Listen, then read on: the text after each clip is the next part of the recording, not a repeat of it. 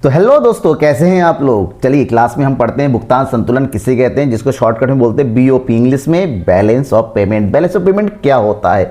देखिए नॉर्मली हम क्या करते हैं, विदेशों के साथ व्यापार करते हैं, कुछ जरूरत है तो आयात कर लेते हैं इंपोर्ट, और कुछ हमारे पास ज़्यादा एक्सेस है तो उसको एक्सपोर्ट कर लेते हैं, यानी कि निर्यात कर लेते हैं। तो जो भी पैसे अपने आयात और निर्यात किया भाई फ्री में थोड़ी ना किया है, तो आपको हर एक चीज का हिसाब किताब तो रखना होगा, क्योंकि आप अपने घर में कुछ खरीद के लेके आते हैं, कुछ बेचते हैं, तो हिसाब किताब करते हैं कि नहीं करते हैं। तो यहाँ पर तो एक देश का दूसरे देश के व्यापार की बात होती है, देश का विदेशों की व्यापार की बात होती है। तो जो भी व्यापारिक सौदे होते हैं, यानी कि विदेशों से जो कुछ भी आया और विदेशों को जो कुछ भी गया है, उन सबका एक प्रॉपर लेखा जोखा रखना है या नहीं है ना। तो जो भी ये लेखा जोखा होता है विदेशी व्यापार से संबंधित, वही लेखा जोखा नॉर्मल लैंग्वेज में हम इसको भुगतान संतुलन, या फिर भुगतान संतुलन की जगह यहां पर इसके लिए एक वर्ड और यूज कर सकते हैं, भुगतान शेष। भुगतान शेष कहते हैं बैलेंस ऑफ पेमेंट, इंग्लिश में बोलते हैं बीओपी, शॉर्टकट में बीओपी। ठीक है, तो इसका मतलब है नॉर्मली आप कहेंगे सर ये तो समझ में आ गया कि एक देश का दूसरे क्षेत्र में व्यापार होता है तो इसके साथ पैसों का भी लेन देन होता है, और पैसों का मतलब पर विदेशी, वैसे पहले चैप्टर में बताया था, पहले क्लास में विदेशी विनिमय होता है। और अमेरिका के साथ कुछ खरीदोगे, अमेरिका को कुछ बेचोगे, तो जाहिर सी बात है अमेरिका को बेचोगे तो वो डॉलर देगा, और अमेरिका से कुछ खरीदेंगे तो आपको डॉलर देना पड़ेगा, वो रुपए नहीं लेगा। ठीक है, तो ऐसे में जो डॉलर आया, जो डॉलर गया, जो रुपीस आया, ये जो रुपीस गया, उन सब से रिलेटेड हमें क्या करना पड़ेगा, एक प्रॉपर अकाउंट मेंटेन करना पड़ेगा। ये अकाउंटेंसी की स्टूडेंट जानते ही होंगे कि हर एक मॉनेटरी ट्रांजैक्शन का प्रॉपर लेखा जोखा होता है, प्रॉपर अकाउंट तैयार किया जाता है। तो यहाँ पर विदेशी व्यापार से रिलेटेड जो भी अकाउंट तैयार किया जाता है ना, उसी अकाउंट को भुगतान संतुलन या भुगतान शेष के नाम से जाना जाता है। तो अब चलिए अब हम अपने लैंग्वेज में आते हैं। भुगतान संतुलन से हमारा आशय किसी देश विशेष के आयातों यानी कि इंपोर्ट और निर्यातों यानी कि एक्सपोर्ट तथा उनके मूल्य में संपूर्ण विवरण से होता है कि क्या आया और क्या गया, इन दोनों के बीच का पूरा लेखा जोखा, यानी कि इन दोनों के बीच का पूरा विवरण होता है। हर एक चीज का इसके अंतर्गत सभी प्रकार की वस्तुएं, सभी प्रकार की सेवाएं, सभी प्रकार की सौदों को शामिल किया जाता है, चाहे 1 रुपए का हो, चाहे वो 1 करोड़ का, चाहे 1000 करोड़ का, कुछ भी अगर यहाँ पर एक्सचेंज होता है ना, उन सबको यहाँ पर शामिल कर लिया जाता है। तो भुगतान संतुलन एक देश का दूसरे देश के साथ एक निश्चित अवधि का मतलब समझ रहे हैं ना, क्योंकि जो लेखा जोखा होता है वो कभी हमेशा एक बहुत बड़ा रेंज नहीं लेता, एक प्रॉपर टाइम पीरियड होता है। बेसिकली वो टाइम पीरियड क्या कहलाता है, वो कहलाता है लेखा वर्ष, अकाउंटिंग ईयर, वित्तीय वर्ष, ठीक है ना। तो कुछ भी आप कह सकते हैं, लेखा वर्ष होता है 1 वर्ष का समय होता है बेसिकली, जिसके अंतर्गत घटित हुए सभी आर्थिक लेन देनों, सभी प्रकार की प्राप्तियों, सभी प्रकार के भुगतानों का प्रॉपर विवरण होता है। समझ में आ गया? डाउट तो नहीं है बेटा? डाउट है तो बेटा ये वाला वर्ड दैट इज कमेंट करना मत भूलिएगा, ठीक है। और उसकी बात, अगर इसकी परिभाषाओं की बात करते हैं, बहुत सारे अर्थशास्त्री हुए हैं, अलग अलग विद्वान उन्होंने अपना मत दिया, तो उनके अनुसार, जिसमें सबसे पहले प्रोफेसर कौन है, बेनहम की सबसे सटीक परिभाषा है बैलेंस ऑफ पेमेंट को रिलेटेड, बीओपी से रिलेटेड, दैट इज भुगतान संतुलन। उन्होंने क्या कहा, एक देश का भुगतान संतुलन एक निश्चित अवधि के भीतर उसकी बाकी विश्व के साथ मौद्रिक सौदों का लेखा होता है। मौद्रिक का मतलब होता है मॉनेटरी एग्रीमेंट्स, जो कि हम पैसों में लिख पढ़ सकते हैं, जिसको हम पैसों में कन्वर्ट कर सकते हैं। अगर इस प्रकार के व्यवहार होते हैं, ठीक है, सौदे होते हैं, उन सब का एक निश्चित अवधि के भीतर जो प्रॉपर रिलेशंस होता है, ट्रांजैक्शन होते हैं, उन सबको लेखा जोखा किया जाता है। वही हमारा क्या होता है, भुगतान संतुलन होता है। इसी चीज को प्रोफेसर वाल्टर क्रॉस ने भी अपने शब्दों में बयां किया है। क्या कहा है उन्होंने? कहा है कि भुगतान संतुलन किसी देश के निवासियों और बाकी विश्व के निवासियों के बीच किसी समय विशेष, सामान्य रूप से 1 वर्ष में संपूर्ण किए गए समस्त आर्थिक साधन का एक व्यवस्थित लिपिबद्ध विवरण है। और यहाँ पर बात है समस्त आर्थिक, समस्त का मतलब होता है इसके अंदर सभी प्रकार की वस्तुएं आ जाती हैं, इसमें सभी प्रकार की सेवाएं आ जाती हैं, इसमें सभी प्रकार के ट्रांसफ़र या फिर अंतरण आ जाते हैं, चाहे वो पूंजीगत हो, चाहे वो एक पक्षी हो, जैसा भी हो, सभी प्रकार की चीज़ें इसके अंदर शामिल होती है। ठीक है, अच्छे से पढ़ लेना। नहीं समझ में आता है, मैं हूं आपको समझाने के लिए, बस आपकी कमेंट का जरिए, आप कमेंट करेंगे मेरा जवाब जरूर आएगा, आज आए कल आए लेकिन जरूर आएगा, इस बात की गारंटी मैं आपको देता हूं। नेक्स्ट है भुगतान संतुलन की आर्थिक सौदे की भुगतान संतुलन को मैंने कह दिया कि इसके अंतर्गत सभी प्रकार की मदों को शामिल किया जाता है जिसका एक देश का दूसरे देश में व्यापार किया जाता है। तो वो कौन कौन सी चीजें होती है? इस चीजों को 3 कैटेगरी में बांटा गया है जो यहां पर शामिल होता है। पहला, दृश्य मदे। क्या बोलते हैं? दृश्य मदे। दृश्य मतलब जो भाई आंखों से देखा जा सकता है, ठीक है ना, इस तरह से देखते हैं, जो आंखों से देखा जा सकता है, हमारे सामने होती है। जैसे ये माउस है, हमारे सामने है, अगर इसको मैंने अमेरिका से मंगाया या इसको मैंने अमेरिका को बेच दिया तो ये विदेशी व्यापार के अंतर्गत आ जाएगा। तो जितने में बेचा उस सबको हमें यहाँ पर शामिल करना पड़ेगा। इसका मतलब ऐसी चीज़ें, ऐसी भौतिक वस्तुएं जिनका अस्तित्व, जिसको हम देख सकते हैं, जिसको हम छू सकते हैं, ठीक ना, जो हमारे सामने होता है, ऐसी वस्तुओं को दृश्य मदे कहा जाता है। इंग्लिश में बोलते हैं विजिबल गुड्स, जिसके अंतर्गत सभी प्रकार जैसे मशीनें हो गई, ठीक है ना, जिसके अंतर्गत फर्नीचर आ जाते हैं, जिसके अंतर्गत इलेक्ट्रॉनिक आइटम्स आ जाते हैं, ये सारी चीज़ें। दूसरी आइटम है अदृश्य मदे। अदृश्य का मतलब जिसको हम अपनी आंखों से देख नहीं सकते लेकिन जिसकी यूटिलिटी हम यूज करते हैं, उसको इनविजिबल गुड्स कहते हैं। इसका कोई भौतिक अस्तित्व नहीं होता, ये किसी वस्तुओं से बने पदार्थ की बनी नहीं होती है, ठीक है ना, लेकिन इनको हम क्या बोलते हैं? सभी सेवाएं बोलते हैं। जैसे आप, हमारे मोबाइल खराब हो गया है, मोबाइल में चाहिए सॉफ्टवेयर, ऑपरेटिंग सिस्टम, ओएस जिसको बोलते हैं, कौन देगा भाई? सॉफ्टवेयर कौन देने वाला है? सॉफ्टवेयर देने के लिए हमें किसको? माइक्रोसॉफ्ट से परचेज करनी पड़ेगी, तब पेमेंट करेंगे माइक्रोसॉफ्ट को। तो ये पेमेंट माइक्रोसॉफ्ट कहाँ की कंपनी? अमेरिका की, यानी कि हम जो है सॉफ्टवेयर को माइक्रोसॉफ्ट से क्या कर रहे हैं? इंपोर्ट कर रहे हैं, ठीक है। तो सॉफ्टवेयर को अपने यूज़ कर रहे हैं, दिखाई कहाँ दे रहा है भाई? दिखाओ सॉफ्टवेयर निकाल के, कहाँ पर है, कहाँ पर मिलता है? नहीं, इस चीज़ को हम नहीं देख सकते, ठीक है ना। जैसे सर्विसेज हो गई, जैसे हमारा इंश्योरेंस हो गया, बैंकिंग सर्विस हो गया, टूरिज्म, जो लोग घूम फिर के जाते हो तो इंसान आए चले गए, लेकिन यहाँ की कंट्री की वैल्यू बढ़ जाती है। तो ये चीज़ें जो हम अपने सामने देख नहीं सकते लेकिन उसका कोई अस्तित्व होता है, बिल्कुल भौतिक नहीं हो, उसे अदृश्य मदि कहते हैं, जिससे सभी प्रकार की सेवाएं वगैरह आती हैं, परिवहन, टूरिज्म वगैरह, ये सब कुछ। नेक्स्ट है पूंजी अंतरण, कैपिटल ट्रांसफर। कुछ ट्रांजैक्शन ऐसी होती हैं जो पूंजीगत स्वभाव की होती है। पूंजीगत स्वभाव मतलब होता है ऐसी प्राप्तियां या ऐसे भुगतान जिससे देश की संपत्तियों का या देश के जो दायित्व का में परिवर्तन होता है, उस पर असर डालता है, इसको पूंजी अंतरण कहा जाता है, कैपिटल ट्रांसफर। जैसे एक सरकार का दूसरे सरकार के द्वारा किया जाने वाला सौदा, जैसे भारत ने फ्रांस के साथ किया राफेल का सौदा, वो भी 36,000 करोड़ के आसपास। बाप रे, इतना पैसा मिल जाए तो मैं कुछ ना काम करूं, इतने ही पैसे हो गए, ठीक है ना। तो पूंजी अंतरण में ये सब आ जाता है। एक ऐसे रिलायंस ने किसके साथ सौदा किया? फ्यूचर ग्रुप के साथ। रिलायंस ने किसके? वॉलमार्ट के साथ समझौता किया, हजारों करोड़ का समझौता, ये इसके अंतर्गत आ जाता है पूंजीगत अंतरण। और ये सभी चीजें भुगतान संतुलन के अंदर प्रॉपर लेखा जोखा किया जाता है। अब आगे बढ़ते हैं, भुगतान संतुलन की प्रमुखता विशेषता। नंबर 1, भुगतान संतुलन की सबसे पहली विशेषता है, यहाँ पर हर एक चीज को प्रॉपर लेखा किया जाता है, ठीक है ना। प्रॉपर, थोड़ा गलत लिखा हुआ है, लेखा ऐसे होता है, ठीक है, सिस्टमेटिक, पॉइंट टू पॉइंट, जो आया, जो गया, कब आया, कब गया, कितने में आया, कितने में गया, इन सब का एक सिस्टमेटिक रिकॉर्ड रखा जाता है। ये एक निश्चित समयावधि के लिए बनाया जाता है। विशेषकर वो समयावधि कितने के लिए होता है? विशेषकर वो होता है 1 वर्ष के लिए। भारत का बेसिकली वो टाइम कौन सा होता है? 1 अप्रैल से लेके कब तक? 31 मार्च तक। ये व्यापकता, इसके अंतर्गत सभी प्रकार की वस्तुओं को शामिल की जाती, कुछ भी छोड़ा नहीं जाता है। ये संतुलित होता है क्योंकि ये डबल एंट्री सिस्टम, डेबिट और क्रेडिट के अकॉर्डिंग रिकॉर्ड किया जाता है। तो डेबिट और क्रेडिट नॉर्मली क्या होता है? दोनों बराबर हो जाते हैं। ये डबल एंट्री सिस्टम यानी कि सेम संतुलित इसलिए होता है क्योंकि ये डबल एंट्री सिस्टम पर डिपेंड करता है। यहाँ पर दोनों पक्षों को जो माल आया बदले में पैसा गया, इन दोनों की एंट्री की जाती है। इसके अंतर समझो, ये अपने आप में इसकी जो डिफरेंस होता है उसको एडजस्ट कर लिया जाता है। अगर हमारा बैलेंस ऑफ ट्रेड जो है नेगेटिव हुआ तो नेक्स्ट बैलेंस ऑफ जो सर्विस है वो, और ये आपस में समझन करने वाला होता है। अब हम मेन सब में पढ़ना है कि भुगतान संतुलन की संरचना, भुगतान संतुलन के अंतर्गत कौन कौन सी चीज़ें शामिल होती है, किस प्रकार से इसका लेखा जोखा किया जाता है। भुगतान संतुलन के अकाउंट की बात करते हैं, इसमें 2 प्रकार के अकाउंट बनाए जाते हैं। एक है हमारा चालू खाता और दूसरा है पूंजी खाता, करंट अकाउंट और कैपिटल अकाउंट। अब इन दोनों के बारे में पढ़ेंगे। सबसे पहले पढ़ लेते हैं चालू खाता। चालू खाता क्या था? चालू है, चालाक नहीं, वो वाला निकलेगा नहीं भाई, तुझे तो चालू है, ये वाला चालू नहीं।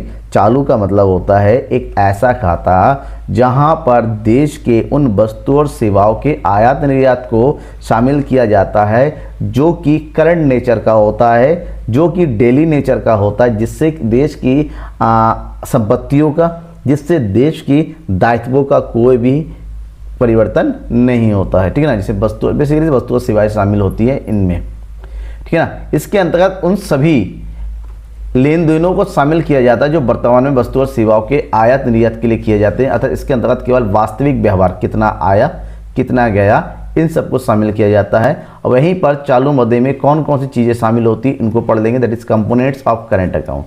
कंपोनेंट की बात करते हैं 3 प्रकार की चीज़ें आती हैं। नंबर 1 व्यापार माल खाता, मर्चेंडाइज अकाउंट, दृश्य वस्तुओं के आयात निर्यात को शामिल, ऐसी सभी वस्तुएं जो दृश्य होती हैं, ठीक है ना, सभी वस्तुएं जो दृश्य होती हैं जिसको हम अपने आंखों के सामने देख सकते हैं, छू सकते हैं, जो किसी न किसी प्रकार की पदार्थ की बनी होती है, उन वस्तुओं को इसमें शामिल किया जाता है। तो दृश्य वस्तुओं के आयात और निर्यात का जो खाता होता है, बेसिकली इस खाते की जो बैलेंस होता है उसको जो है व्यापार शेष भी कहा जाता है। क्या बोला जाता है? व्यापार शेष। इंग्लिश में बोलते हैं इसको balance of trade. Balance of trade क्यों बोलते हैं बैलेंस ऑफ ट्रेड? क्योंकि इसके अंतर्गत केवल और केवल दृश्य मदें ही शामिल होती हैं, इसलिए बैलेंस ऑफ ट्रेड में भी पॉजिटिव और में भी नेगेटिव हो सकता है। इसलिए क्योंकि जब बैलेंस ऑफ ट्रेड की बात करते हैं, व्यापार शेष की बात करते हैं, इसके अंतर्गत सभी प्रकार की दृश्य वस्तुएं, यानी कि इसका जो दृश्य वस्तुओं का निर्यात माइनस दृश्य वस्तुओं का क्या चीज़ होता है? आयात शामिल होता है। क्योंकि एक ही प्रकार की वस्तुएं शामिल होती है, इसलिए ये कभी भी नेगेटिव और पॉजिटिव। अब इसके अंदर कौन कौन सी वस्तुएं होती हैं? इसके अंदर शामिल होती हैं जैसे सभी प्रकार की मशीनें हो गई, कपड़ों का आयात होता है, ठीक है ना, बिजली का सामान हो गया, दूसरा इलेक्ट्रॉनिक सामान हो जाता है जैसे हार्डवेयर वगैरह, ये सब चीज़ इसके अंतर्गत शामिल किया जाता है। इसको बोलते हैं व्यापार माल खाता या फिर व्यापार शेष भी इसके अंतर्गत शामिल किया जाता है। नेक्स्ट है अदृश्य खाता। अब भाई ये अदृश्य खाता क्या है? अदृश्य खाते की अगर हम बात करते हैं, ठीक है, थोड़ा सा इसको सेट कर लेते हैं पहले, थोड़ा सा ये नीचे हो गया, सॉरी फॉर दिस। ठीक है, अदृश्य खाता। अदृश्य खाते की मतलब ऐसा खाता जिसके अंतर्गत अदृश्य वस्तुओं को शामिल किया जाता है, अदृश्य वस्तुओं का लेन देन होता है। अगर अदृश्य वस्तु की लेन देन की बात करते हैं, इसके अंतर्गत सभी प्रकार की सेवाओं को शामिल किया जाता है। जो सेवाएं होती है ना, सेवाओं को 2 प्रकार में बांटा जाता है। यहाँ पर 2 प्रकार की सेवाएं होती है, एक होती है साधन सेवाएं और दूसरी होती है गैर साधन सेवाएं।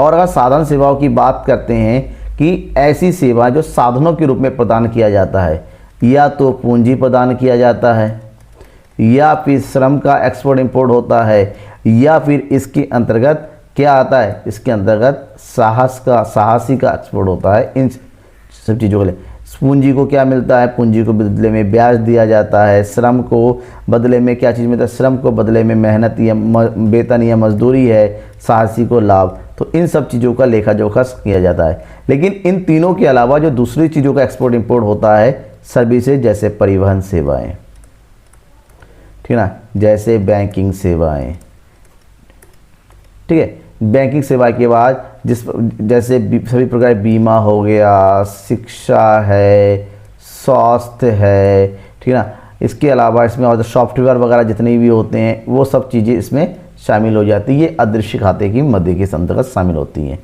तीसरा है एक पक्षीय अंतरण।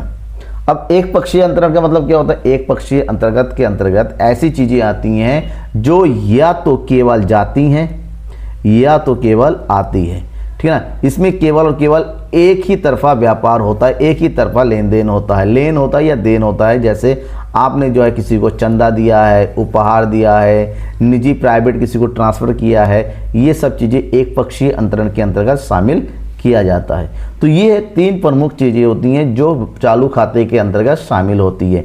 जो नेक्स्ट है चालू खाते के प्रमुख मदों की बात करते हैं, मदों की विशेषताओं की बात करते हैं। पहले अगर इसमें सभी प्रकार के निर्यातों की बात करते हैं तो इस अकाउंट के अकॉर्डिंग इस खाते में सभी प्रकार के निर्यातों को धनात्मक पक्ष में रखा जाता है, इनकी क्रेडिट किया जाता है, और सभी प्रकार के आयातों को डेबिट किया जाता है। क्रेडिट को शॉर्टकट में CR लिखा जा सकता है और डेबिट को DR लिखा जाता है, ठीक है। जितने भी आयात निर्यात हुई है वो क्या होते हैं, क्रेडिट, और जितने भी आयात होते हैं वो क्या होते हैं, डेबिट। और यहाँ पर वस्तुओं के निर्यात और आयात के शेष को दृश्यगत व्यापार का शेष कहा जाता है, जिसको मैंने अभी बताया था बैलेंस ऑफ ट्रेड भी कहा जाता है। ओके, नेक्स्ट, सेवाओं के निर्यात या आयात के शेष को अदृश्य व्यापार शेष कहा जाता है, जहाँ पर केवल सेवाओं के शेष को देखा जाता है। एक पक्षीय प्राप्तियों को धनात्मक मदों में रखा जाता है, और यहाँ पर दृश्य व्यापार, अदृश्य व्यापार शेष, एक पक्षीय अंतरण शेष, इन सभी के कुल शुद्ध मूल्य को चालू खाते के शेष के नाम से जाना जाता है। अगर यहाँ पर डेबिट, क्रेडिट साइड डेबिट से ज़्यादा है तो उसको बोलते हैं अनुकूल भुगतान संतुलन, पॉजिटिव। क्रेडिट से डेबिट ज़्यादा हुआ, प्रतिकूल यानी कि नेगेटिव, और दोनों बराबर हुआ तो उसको बोलते हैं संतुलन स्तर। समझ में आ गया ना। तो क्रेडिट कब ज़्यादा होगा, क्रेडिट तब ज़्यादा होगा जब हम निर्यात ज़्यादा करेंगे। डेबिट कब ज़्यादा होगा, जब हमारा आयात ज़्यादा होगा। जब दोनों ही बराबर हो गया तो वो संतुलन स्तर के नाम से जाना जाता है। तो चालू खातों को पूरा अच्छी तरह से समझने के बाद अब हमें पूंजी खाते को भी समझना होगा। पूंजी खाते के अंदर कौन कौन सी चीज़ें आती है, इसको कैपिटल। पूंजी खाता एक ऐसा खाता होता है जहां पर ऐसी मदों को शामिल किया जाता है जो कि किस नेचर का होता है, पूंजीगत नेचर का होता है। मतलब इसमें ऐसे सौदे शामिल होते हैं जिससे डायरेक्टली देश की परिसंपत्तियों का या फिर दायित्वों में परिवर्तन पड़ता है। परिसंपत्तियां या तो बढ़ जाएंगी या तो कम हो जाएंगी, दायित्व या तो बढ़ जाएंगी या तो कम हो जाएंगी। ध्यान में रखना इस चीज़ को। परिसंपत्तियों को इंग्लिश में बोला जाता है, किसी को समझ में नहीं आया तो उसको बोलते हैं एसेट्स, और जो एक अकाउंट के स्टूडेंट है वो तो नॉर्मली इसको बोलते हैं लायबिलिटीज़। लायबिलिटीज़ क्या होता है भाई, ये समझिए। लायबिलिटीज़ का मतलब होता है, नॉर्मल लैंग्वेज में कहे, लायबिलिटी का मतलब होता है कर्जा, जो आपको किसी ना किसी टाइम आपको बाहर चुकाना ही होता है। और परिसंपत्ति, इसको नॉर्मली क्या कहते हैं, प्रॉपर्टी। क्या बोलते हैं, प्रॉपर्टी, जो हमारा है, जो कभी भी हम बेच सकते हैं। तो पूंजी खाते के अंतर्गत एसेट्स को बनाने वाली या कम करने वाली, लायबिलिटी को बनाने वाली या कम करने वाली मदों को शामिल किया जाता है। अब इसमें क्या क्या चीज़ें आता है वो ध्यान में रखिए। इसके अंतर्गत चीज़ों को अगर बात करते हैं, बेसिकली 4 चीज़ें हैं, जब लेकिन कहीं कहीं इसको 2 कैटेगरी में भी बांट दिया जाता है। एक में रखा जाता है ऋण और एक में रखा जाता है निवेश। फिलहाल में हम जो है इन सबसे पहले इसमें सभी प्रकार की सरकारी सौदों को शामिल किया जाता है, क्योंकि सरकार जो सौदे करती हैं नॉर्मल 1 दिन या 2 दिन के लिए, उसका समय लंबे अवधि के लिए होता है, क्योंकि पूंजीगत मदे में लंबी अवधि के सौदों को ही शामिल किया जाता है। ठीक है, बड़ी गर्मी हो रही है तो थोड़ा सा फ्रॉक कर लिया जाए। अब क्या होता है ना, सरकारी सौदे इसके अंदर शामिल होते हैं। एक सरकार का दूसरे सरकार के साथ, सरकार का दूसरे देश की कंपनी के साथ, सरकार का विश्व में जो अंतर्राष्ट्रीय इस तरह की संस्थाओं के साथ जो सौदे होते हैं। जैसे सरकार ने कहीं से लोन ले लिया, इसमें बेसिकली क्या चीज़ इसमें आती है, सरकार के द्वारा लिया जाने वाला ऋण या दिए जाने वाला ऋण। जैसे सरकार ने जो है विश्व बैंक से लोन ले लिया, ठीक ना, विश्व मुद्रा कोष से लोन ले लिया, किसी देश से लोन लिया, किसी देश को लोन दे दिया, इन सभी मदों को इसमें शामिल किया जाता है, क्योंकि लोन का अमाउंट जो है 1 या 2 दिन का नहीं होता। सभी प्रकार की गैर सरकारी या निजी सौदे, गैर सरकारी जिसमें सरकार का रोल नहीं होता है, एक कंपनी का दूसरे कंपनी का, जैसे रिलायंस इंडिया लिमिटेड का किसके साथ हो रहा है, हुआ था वॉलमार्ट के साथ होता, किसका साथ हुआ था, वॉलमार्ट का, ठीक ना। जैसे मारुति का सुजुकी के साथ हो रहा है। इस तरीके के सौदे जो है एक कंट्री की कंपनी का दूसरी कंट्री के होता है, जो कि इसका नेचर होता है कैपिटल, लंबे समय के लिए होता है, उसको शामिल किया जाता है। इसके अंदर सभी प्रकार के प्रत्यक्ष विदेशी निवेश, FDI फॉरेन डायरेक्ट इन्वेस्टमेंट आता है। जहाँ ये FDI होता है क्या है, FDI का मतलब होता है जब कोई विदेशी कंपनी हमारी कंट्री में आके और यहीं पर आके व्यापार करने के लिए पैसा लगाती है, खुद व्यापार करती है।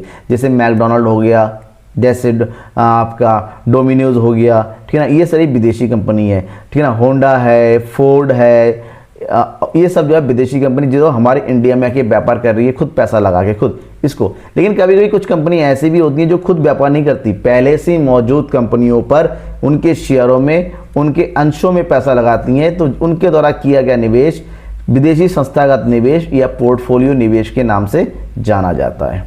ठीक, ये हो गया पूंजी खाते के मदे।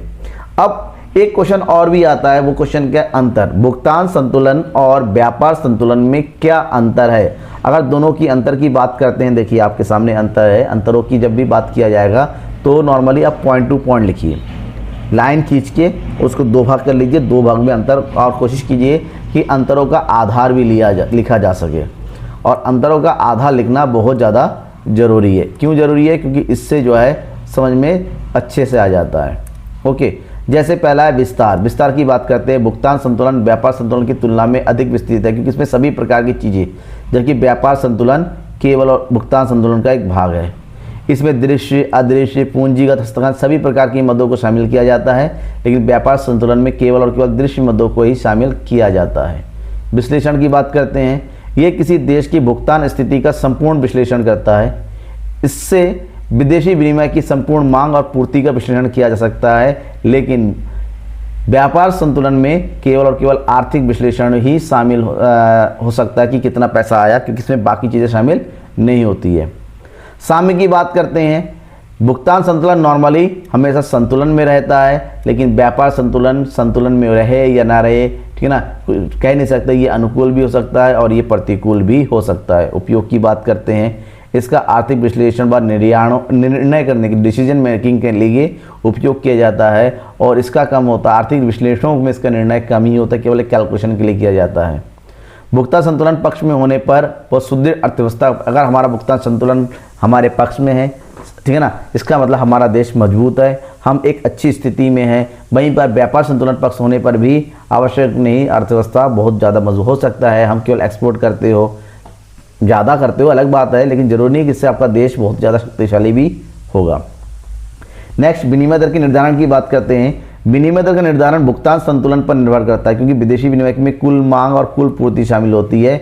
यहाँ पर व्यापार संतुलन का विदेशी विनिमय दर पर कोई भी प्रभाव नहीं पड़ता है। ये इसकी कुछ इंपॉर्टेंट पॉइंट है जो जानना है था आपको। अब ये चैप्टर हो गया कंप्लीट। अगर आपको लगता है कोई पॉइंट छूट रहा है जो अब तक मैंने नहीं पढ़ा है, क्योंकि हमारा कोर्स कंप्लीट हो चुका है, पूरी तरीके से कंप्लीट होगा। अब बारी होती है आपकी स्टडी की।